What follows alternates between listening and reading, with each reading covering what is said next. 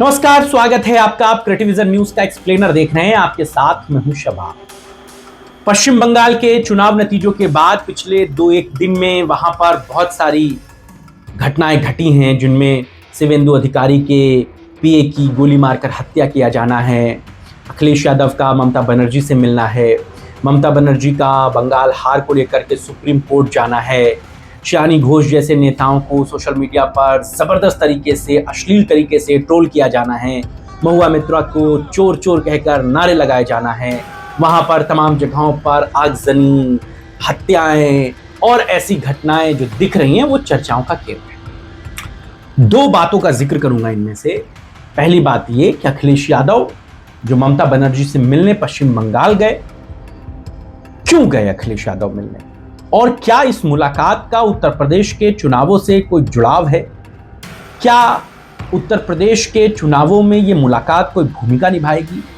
इन तमाम बातों पर बहुत सारी अंदर की जो खबरें हैं वो बताने की आपकी कोशिश है।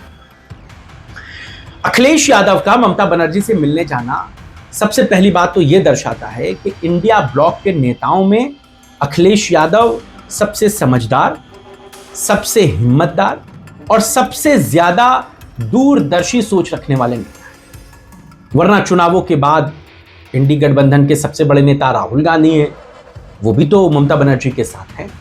वो क्यों मिलने नहीं गए? या अरविंद केजरीवाल सरीखे नेता क्यों नहीं गए? या इंडिया ब्लॉक का कोई और दूसरा बड़ा नेता ममता बनर्जी को फोन करके उनको सांत्वना क्यों नहीं दे रहा था? अखिलेश यादव ही क्यों दे रहे थे? वो फोन पर भी बात कर रहे हैं, वो खासतौर से मिलने भी जा रहे हैं, वो कहते हैं कि ये आपकी हार नहीं है। यहां से दो बातें निकलती हैं।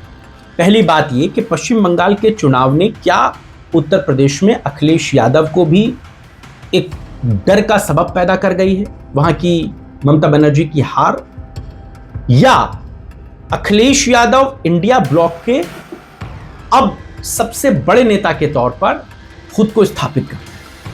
ये अपने आप में बड़ी खास बात है। देखिए, ममता बनर्जी और अखिलेश यादव का रिश्ता किसी से छुपा नहीं। दोनों एक दूसरे का बड़ा एहतराम करते हैं, बड़ी इज्जत करते हैं। अखिलेश यादव ममता बनर्जी की हर राय को मानते हैं और अखिलेश यादव से जुड़ी हुई हर बात को ममता बनर्जी भी समय समय पर इस बात को कहती हैं कि अखिलेश यादव बड़े विजनरी नेता हैं।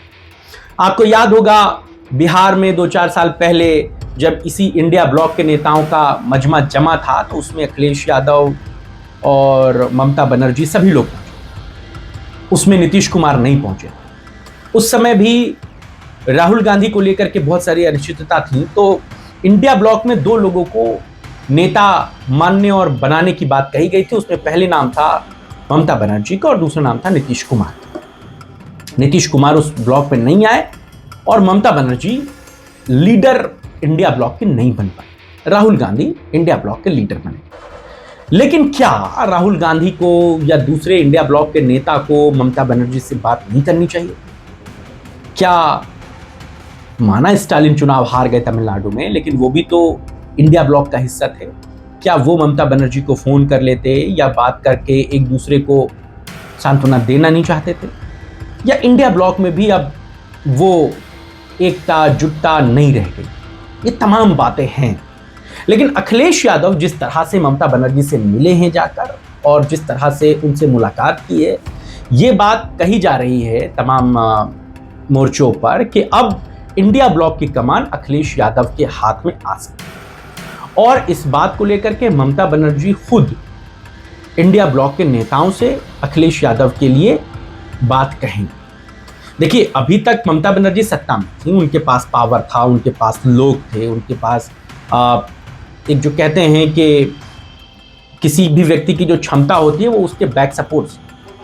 अब वो सत्ता में नहीं है, तो उनकी बात इंडिया ब्लॉक में कितनी पावरफुल रहेगी, उनकी बात का कितना लेवल रहेगा, स्टैंडर्ड रहेगा, ये एक दूसरी बात है। लेकिन इस बात में कोई दो राय नहीं कि ममता बनर्जी से मुलाकात करके अखिलेश यादव ने इंडिया ब्लॉक के नेताओं को भी एक नसीहत दे दी है, एक आईना दिखा दिया है कि देखिए, हमारे नेता भले हार गए हों, हमारे लोग भले हार गए हों, लेकिन हम लोगों को एक दूसरे के सपोर्ट में खड़ा होना पड़ेगा, एक दूसरे का मनोबल बढ़ाना पड़ेगा, एक दूसरे का सहारा बनना पड़ेगा, तभी ये काम हम कर सकते हैं।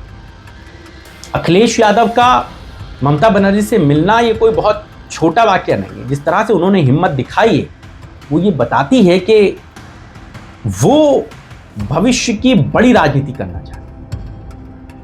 वो ये चाहते हैं कि इंडिया ब्लॉक बिखरे ना।